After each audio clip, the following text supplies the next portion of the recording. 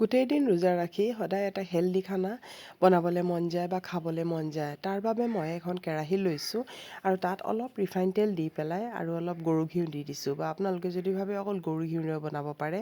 আৰু ইয়াত লৈছোঁ মই ডালিয়া মই আধা কাপ লৈছোঁ। আৰু এইখিনি মই এতিয়া ভাজি ল'ম। গেছটো অলপ কম কৰি পেলাই ডালিয়াখিনি খুব ভালকৈ ভাজি ল'ম। চাব এটা পপকৰ্নৰ নিচিনা অলপ বগা বগা হৈ যায়গৈ, সেইটো পৰ্যায়লৈকে ভাজি ল'ব লাগিব।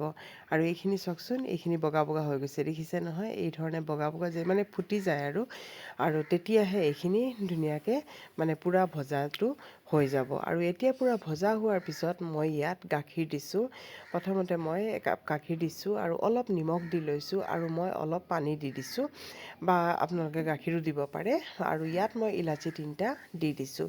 দিয়াৰ পিছত এতিয়া মই এইখিনি উতলাই থাকিম। আৰু এতিয়া মই চেনি ব্যৱহাৰ নকৰোঁ আৰু ঢাকি পেলাই থৈ দিম, কাৰণ কুকাৰত বনালে খুব এটা টেষ্টি নহয়।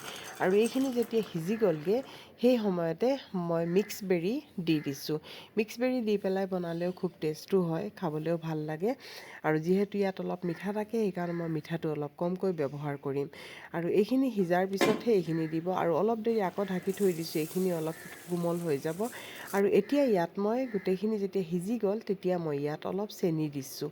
আৰু চেনি দি পেলাই ভালকৈ লৰাই লৈছোঁ। আপোনালোকে ইয়াৰ সলনি গুড়ো ব্যৱহাৰ কৰিব পাৰে। আৰু এতিয়া এইখিনি দি পেলাই চেনিখিনি যেতিয়া হেৰি হৈ গ'ল, অলপ টান টান যেন লাগিলে, সেইকাৰণে মই আৰু অলপ গাখীৰ দি লৈছোঁ।